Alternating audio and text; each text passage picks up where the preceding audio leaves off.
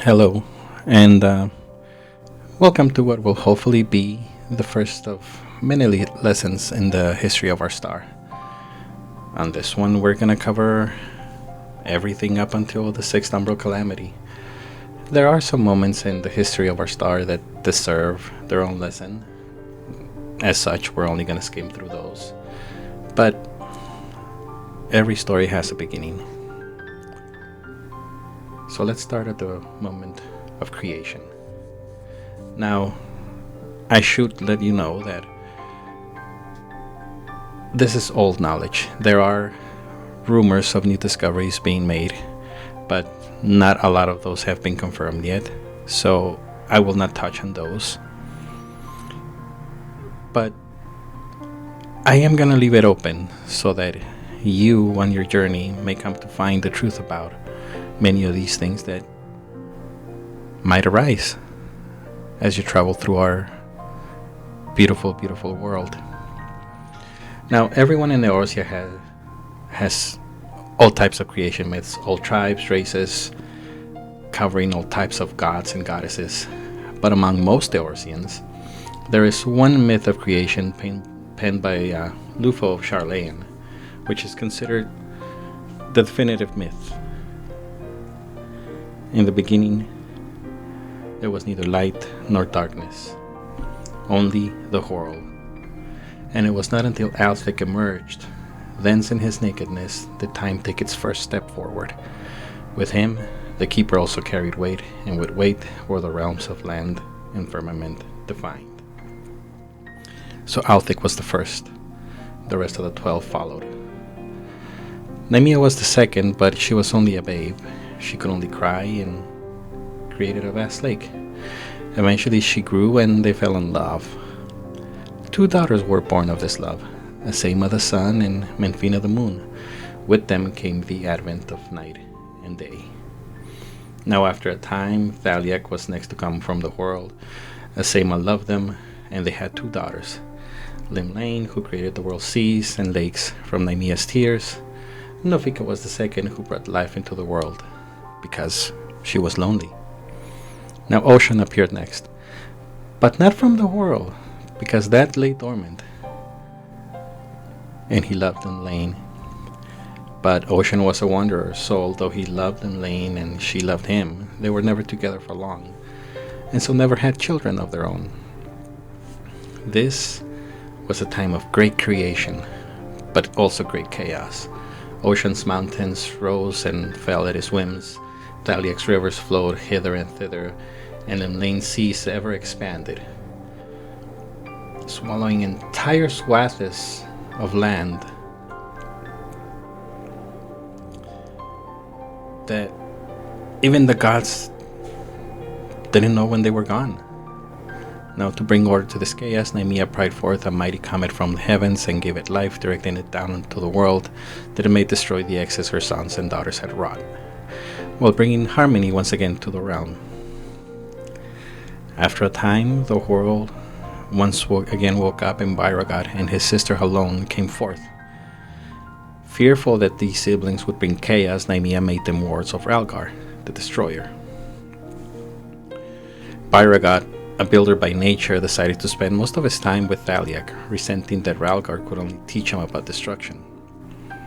Halon grew restless, and when Ocean invited her to one of his journeys, her ambition turned into a lust for battle. Challenging every creature she met, she honed her skills, devising new techniques. Nofika learned of this and swore revenge, because Halon kept destroying her creations. But Halon ignored Nofika, which only widened the rift between the two. Ocean felt guilty about this, so from within the mountains that he had created, he summoned a fount of magma. Upon cooling, the magma became the 12th and final god, Nalthal, who became a god to oversee the souls of those who met their deaths, providing them peace in the afterlife. Nofika agreed to a truce with Halon that her creations wouldn't be in the void aimlessly. And now, her history. To fully understand of the real Eorzea, one must first delve into her past. and witnessed the violent cycle of birth and destruction which forged the land from darkness. The First Umbral Era. The Calamity of Wind. Eorzea has been marked by times of death and destruction, followed by times of growth and discovery. Not much is known of the time before the first calamity, but it is believed by many theologians that the time before written history or prehistory was a time of uncontrolled creation that was looked over by a mercurial god of gods. We can assist that these 12 we all know now. They believe that when all creation was done, it was also just undone, and all creation was destroyed, which paved the way for mankind. Historians and scholars, on the other hand, refuse to believe that mankind just appeared, and instead they suggest that mankind evolved over 1,000 years before the first calamity. They do both, however, agree that modern history began with the first umbral era. It wasn't until the sixth umbral era when scholars were able to say with certainty that the first umbral era had something to do with wind. And this was after having spoken to the Mughals of Magham, where the elders there speak of wind-driven disasters in the time before the first 5 calamities that reinforce these beliefs. Now, the first astral era, a time of stone and fire, also known as the dawn of mankind. Cave paintings dated to the first astral era suggested the existence of hundreds of now lost species, from two-headed bison to winged coral-like scaleskin to furs, and by this I mean the trees, reaching over 1,000 yalms in height. Now, it was during this era when mankind first developed the ability to carve stone tools and the ability to make fire. It also saw the rise of agriculture and basic metallurgy, giving man the ability to move away from hunting and gathering, living their nomadic lifestyle. Small villages and towns started to develop and expand, eventually turning into countries and then kingdoms. As such, kings did what kings usually do. They wanted more, and wars started to take place. As they forged weapons of war, the land reacted to all the mining, and after being despoiled, the second umbral calamity began. The second umbral calamity, the calamity of lighting. Mankind kept thriving, even with all the wars raging, with kingdoms vying for more power, more expansion. Mankind still thrived. Kingdoms rose and grew, but to feed and house all these people, trees were felled and fields planted. To continue to wage the wars, nature itself suffered. Resources were stripped from the land. Mountains were felled in an attempt to keep making more weapons for these kingdoms to continue rising and growing, until finally the scales tipped. Mountains started spewing smoke and fire. The smoke blackened the sky permanently. While this was happening, lightning and white-hot levin bolts struck the earth. They razed the fields, spoiled lakes, and destroyed the walls of mighty fortresses. The lightning destroyed everything and everyone in its path. Those few that survived left their homes and their towns. They fled underground, but they were not safe. Waiting for them in the caves where they looked for salvation awaited them death. These caves, this escape, became a feeding ground for pestilence and plague. With no clear way to salvation, they turned to prayer. There's this desperation and focused prayer is what many theologians believe was what gave way to the very first magical incantations, or a very primitive stage of modern magic. The second astral era, faith and above. With the first forms of magic discovered, mankind endured and managed to survive underground until the skies cleared. Once returned to the surface, those who showed promise in the use of magic rose to positions of power in their communities. These people became leaders not just because of their power, but also because of their charisma.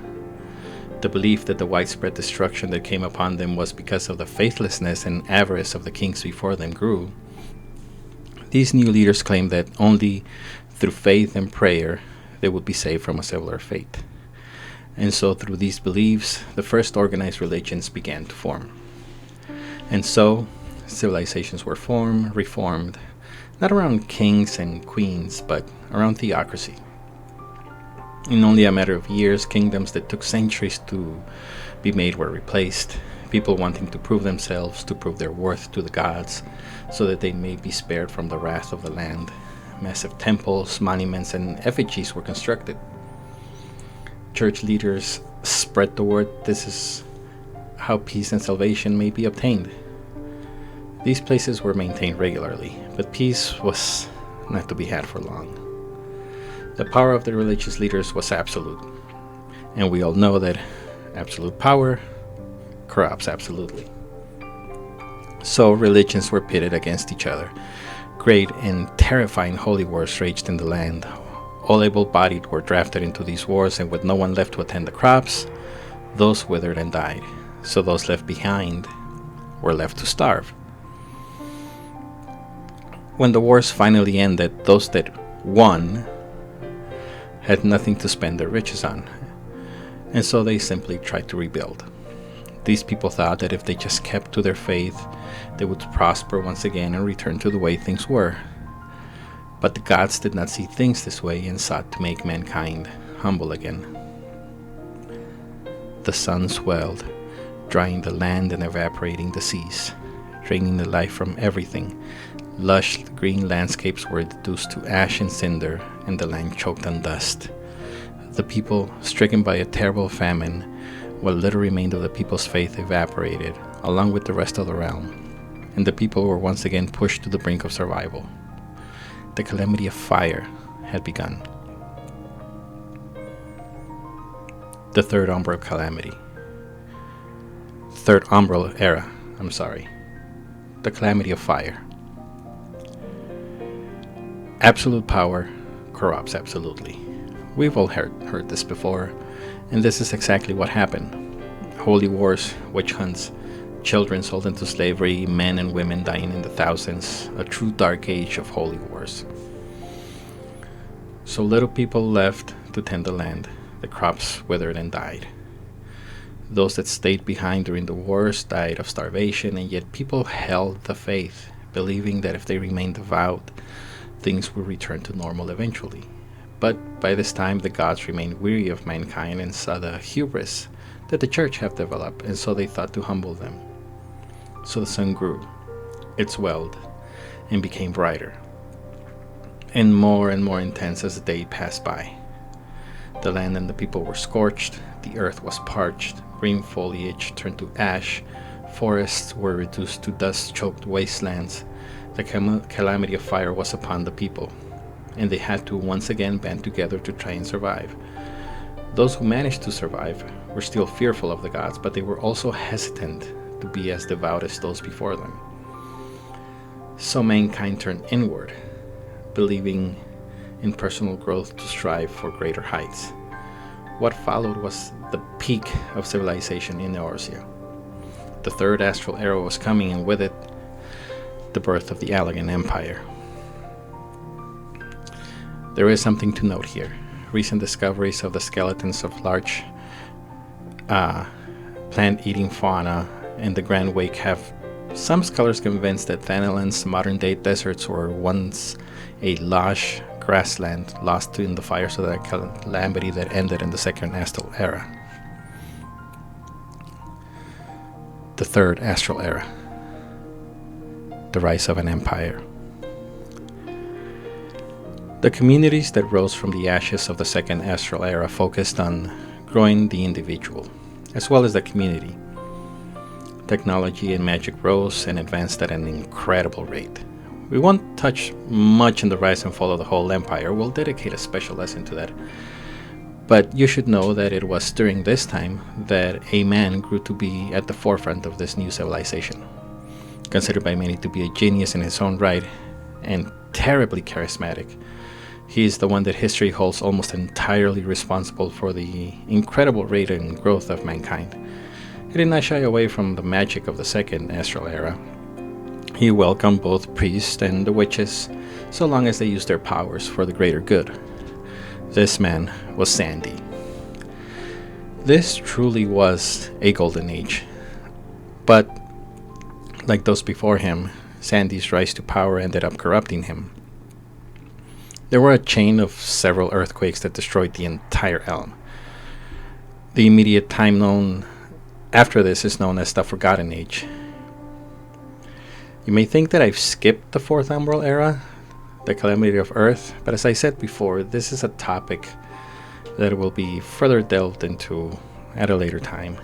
It really does deserve its own special lesson, its own special time. The Fourth Astral Era, the fall of civilization. Very little is known of how people lived in the immediate aftermath of the fall of the Allagan Empire. For a long time, it was believed that this lasted for about 1500 years, but it was finally confirmed recently with the discovery of an operating expulsion node in Aziz La. Knowledge of the Allagan Empire was passed down orally, as books were burned and parents just stopped teaching their children how to read. It was believed that the thirst for knowledge was what ended up causing that calamity. Those few that survived that were knowledgeable were either exiled or outright killed. The Allagan Empire was seen and used as an educational device to further grasp the hold that the church had on the people. The church went on to create a new alphabet for their scriptures, in this way making sure that only those that they believed worthy, i.e. the powerful, the faithful, those already part of the church, were the ones that could read the scripture to the masses. Ironically, this new written language that was used to solidify their power and to be used only by those who were privileged evolved into the Eorzean script that we know today. The Fifth Umbral Era, the calamity of ice. For 1500 years, this way of living continued, until the Fifth Umbral Era, the endless frost. What caused this calamity remains unclear, as much from this time continues to be. Tribal legend and local folklore does, however, speak of a seemingly endless winter that brought with it bitter cold, raging storms, and giant rivers of ice. The blood-brine sea froze over according to the legends. As expected, many and more died during this time. Fishing was almost impossible and sea life died. Crops failed, as they were wont to do during every calamity, it seems. But there was also the Mikote, who had been persecuted and driven away by the Allagan Empire. They used the frozen sea to slowly make their way back into Eorzea. The massive peaks of Garlean, no longer an obstacle in their return, and while nothing great awaited them on their return, their great ability to hunt granted them a means for survival. Once they had returned, they learned of the new Eorzean alphabet, and the seers of the Seeker of the Sun tribes realized that the 26 letters directly corresponded with the number of tribes that had come across the frozen sea. They saw it as fortuitous and convinced each of the tribes to each take one of the letters as their own into its name. The Fifth Astral Era, the Age of Enlightenment. The Fifth Astral Era was an age of untold wonders, when the arcane arts burgeoned and the great civilizations that commanded such powers flourished. Alas, this age of enlightenment would not last. The war of the Magi brought the great floods of the Sixth Umbral Calamity, which swallowed once proud nations and left naught but a battered wasteland in its wake. A lot like the Allagan Empire used technology to move their society forward, the people used magic to elevate their lives. As such, different schools of magic helped to structure and build different societies such as Mag and Amdapor. At the beginning of this era, the peoples of Eorzea started looking towards the 12 for warmth. During this time, a magnificent cathedral was built on the edge of the Black Shroud. It became a sanctuary for those praying to the 12. They harnessed the power of prayer through their use of magic. Eventually, as the cold slowly dissipated, the people started to spread across the land, eventually forming small communities. Over time, these settlements grew and grew until eventually cities started to crop up, each one with a diverse culture. Over 500 years, cities appeared and disappeared, until eventually there were 12 city-states, each one worshipping a different deity of the Eorzean pantheon. Because of this, each city lacked the stability that we have today. War and disagreement constantly caused the territorial lines to be drawn and redrawn.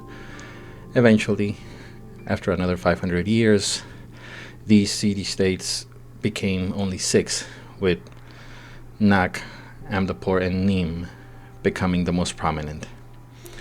Each city practiced their own varied schools of magic. Eventually, we will touch on this deeper, just like we will with the Allagan Empire. Let it suffice to say that eventually, as each nation began to grow more powerful, tensions began to rise and the War of the Magi began. This was over 300 years of magic-based warfare, and so the land responded. So much ether had been drained by this that its elemental balance was thrown off, and it favored water. While this was still going on, and as the land started decaying, magic started to lose its power, and unbeknownst to the people, the Sixth Umbral Era had begun. The Sixth Umbral Era, the calamity of water. Seers, scholars, they all started to see the elemental imbalance that was being done. They saw that it was leading to water, and so they ceased hostilities with one another and started focusing on, if not stopping, slowing down the oncoming calamity. Resources started being pooled and command centers began forming to aid civilians in evacuations. These command centers would come to be known as the first ever Grand Companies. Amdapor began evacuating people to the north, towards Abalathia's spine. The peoples of Nim, not affected by the Green Death, more on this at a later time, began to erect powerful wards and barriers to try and keep the coming tides. This operation became known as Operation Maelstrom. The people of Mackay assisted with evacuation and fleeing, but in secret they worked on another project, a massive ark to be powered by void magic, an imprisoned void scent. They wanted this ark to carry their people to the skies above, thus guaranteeing their survival. In order to manage this, they needed an extremely powerful void scent, so they summoned Skathak, the Shadow Queen. As she was one of the highest ranking void scent, they needed an extremely powerful void mage to control her. Then the tides finally came. Coastal towns were decimated, pummeled, while rivers overflowed their banks, swallowing everything and leaving useless soil in their wake. The barriers raised by Operation Maelstrom succeeded in turning back the worst of the storms, but they were unable to prevent the unending waves that followed. Mac was swallowed whole. The few that remained behind drowned as they watched skyward, content in the belief that the Ark would see their people and their glory survive. Those who had retreated to higher ground were returned to Yafame, but they quickly learned that they had inherited a wasteland of salt-clogged swamps where even the strongest of weeds would not take root. The few Nimian citizens who weren't touched by the Green Death moved north into the mountainous regions of Outer Lanosia. Upon returning, they found their coastal city completely destroyed. The lands were reclaimed by the sea. They were now nothing more than rocky reefs, leaving nothing for them to return to. Those in Amdapor, who chose to stay behind, attempted to help their people using their white magic, but the ether was completely depleted, and so they had nothing to draw upon for long. They made a quick exodus to the highlands of Garabania. With the region abandoned, the elementals who had quietly been witnesses to the Amdapori people's extreme consumption of ether saw to it that the remains were devoured by thick sorcerer's brush as soon as the waters receded. This prevented any interest into Amdapor, and as such the city remained hidden from mortal eyes until the 7th Umbral Calamity. At the same time, Nunkrefsin and a band of warriors known from there on out as the 12 Archons, my mistake, set out with a ship named Nunkref's Hope and used that to rescue any who had been washed away or unable to escape. This ship rescued many people, but the tides eventually created a wave that would smash the ship to pieces if it hit them. So in desperation, Nunkref cast a powerful ancient spell which teleported the ship and all passengers on board to safety. The boat landed among the peaks of Mount Yor in Garlean, and while the people were safe, they soon left because the area was full of small hostile settlements that constantly battled for food and resources. These people would then set out for the Northern Empty and eventually established the community that became Garlean. Eventually the waters receded and all the population spread across Eorzea searching for resources to survive. Magic became forbidden and the few resources that remained, be it living or written, were all destroyed. This led to a pseudo-dark age, but eventually the land started to heal, and with this came signs of growth, and communities began to prosper again. Population started booming after a mass migration from all corners of Hydaelyn, and as such, the Sixth Umbral Era would end. The Sixth Astral Era, prosperity and progress. From here on out, we're going to take a little bit more detailed and especially count time and space. I'm sorry, not time and space, but time through the years. Give closer dates to what we know. Simply because we know a lot more of this. This is our time, as one would say. Our history. We'll start right at the beginning, the Age of Restoration, years 1 to 400. Now, following the tides and floods, the scars left by the Sixth Umbral Era, the people still lived in fear of the use of magic, fear that its use would continue their problems. It became forbidden. But such was the fear that was now in people's hearts and minds that they could no longer distinguish between magic and science. So in the end, they decided to destroy both. Libraries were destroyed, and those who practiced or even were rumored to practice the art of spellcraft were hunted down and tried as criminals. Many of those who just learned science met the same fate. No distinction was made between science and sorcery. And so with the majority of the great minds gone, the few remainders of the great nations of the Fifth Astral Era crumbled and vanished. The people scattered all around the realm and tried to claim whatever resources remained. Eventually, fueled by this need to survive, small tribes and clans began to form and turn into small communities, starting their centuries-long journey to rebuild. The Age of Communion, years 400 to 1000. As these communities began to grow, immigrants from across the Blood-Brine Sea, Othard, and Ilsabard also came in great numbers, and the population grew at an extremely high rate. Racial tensions reached a peak at this time, and certain races began gravitating towards different city-states. The Allagan moved to the highlands of Kurthas, and the nation of Ishgard was born.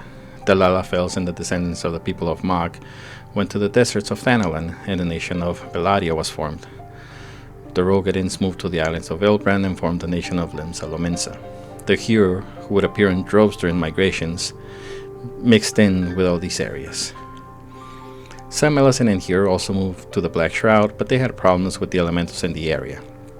They were driven underground. Eventually they worked together and formed the underground city of Galmora. But as we've learned from the history that we have covered so far, fighting was only a matter of time. Infighting amongst the Lalafelin royalty of Beladia resulted in the fall of the nation, and its division led to two separate city-states, Ul'dah and Sildee. The people of Ishgard also started a war for ownership of the land around Abelathia's spine with the dragons. They eventually came to terms with one another thanks to Saint Shiva and Hraesvelgr.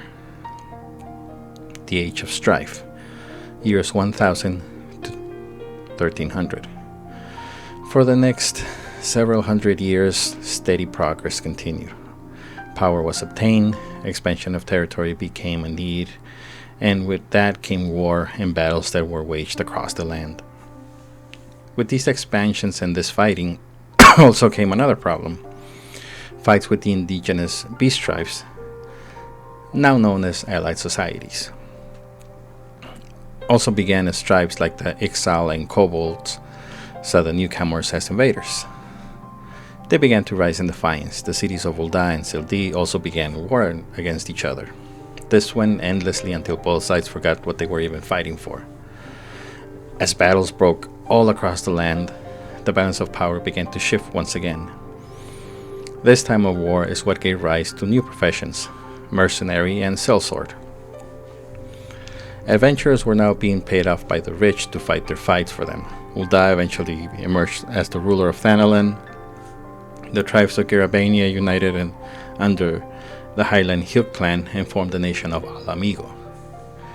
Lem Salomensa advanced their techniques in shipbuilding, and they increased their dominion over the seas. After many years of trying and developing their conjuring magics, the people of Galmora were now able to commune with the elementals and eventually convinced them by swearing to act as guardians of the forest for as long as they lived there. This convinced the spirits and elementals in the forest to let them reside there. Not all Galmorans wanted to leave, however. Those that decided to stay in Galmora did so because they still distrusted the elementals. Those few who decided to stay became eventually known as Duskwites. Those that now resided in the forest eventually became known as the nation of Gridania. Also during this time, some Charlanes returned to Eorzea and settled in Dravania, hoping to revive the wisdom of the nations that came before them. The Age of Stability, years 1300 to 1500. After so many centuries of fighting between the city-states, the people grew tired and decided to move on and to repair the damage done to the alliances with their neighbors. Diplomacy and commerce slowly started to be rebuilt. The sharing of cultures and technologies began. As this grew, Eorzea as a whole began to prosper, like anything unseen since the Fifth Astral Era. All the major city-states grew and matured, and they all became the focal points of Eorzean civilization, and now peace prevailed on the land. Of course, the opening of so many doors for peace meant that others had to be closed. Those who had become rich and successful through war began to fear what they were about to lose. And so to protect what they had, warriors and craftsmen alike began working together to preserve their trades. They built guilds, which would work not only to safeguard their knowledge, but to provide them with a way to form business partnerships to help with their financial stability. But of course, where man resides, conflicts eventually comes. In an attempt to expand their influence, Alamigo launched several large-scale campaigns into the Black Shroud. Eventually, these attacks would become a full-blown conflict known as the Autumn War. Fearing that King Manfred of Alamigo might attempt to move into Kurthas if successful, Ishgard petitioned Ul'dah and Salomensa to form a union and stand with Gridania. This was the first instance of the Eorzean alliance. Alamigo stood no chance. Just the sheer numbers were enough for them to surrender. Peace treaties and pacts were drawn, borders were laid down, and each nation remained independent. Even Alamigo was allowed to remain so, but no nation would be allowed to rise against one another. And with this, the Autumn War ended. The rise of Garlemald, years 1500 to 1560. Something else was brewing north in the continent of Ilsabard. The Republic of Garlemald, with their now developed magitech, began to grow and started overwhelming the nations around it, expanding their military and swallowing the cultures of those nations. In 1552, Solos Galvas declared Garlemald an empire and himself emperor. This now imperial army with countless assimilated nations under it began to move eastward towards Othard and the remaining lands of Ilsabard. Those nations willing to bow to imperial rule were welcomed while those that refused were erased. Once Othard was conquered, the empire set its sights on Alamigo. In 1557, sent the 14th Legion to conquer. This was to be the first step in bringing the people of Eorzea under its rule. Now this is where we're going to stop this time. Thank you for being here. I will continue this. There is a plan. There is an idea for the rest of these lessons, or for the foreseeable future of these lessons. We will, in time, get into the Allagan Empire, get into the War of the Magi. But I think first, especially for those that are newcomers, for those of you that are new, getting into what happened right after Garlean decided to come for the rest of Eorzea, and what happened and the consequences of what they caused, up to where we start, up to where you as an adventurer and a student start your journey. So we leave it at this here. I thank you very much for the opportunity to be here with you, and I thank you for allowing me to give you a little bit of history. Again, we are going to continue this. For now, my name is Lang, and I will see you soon. Take care.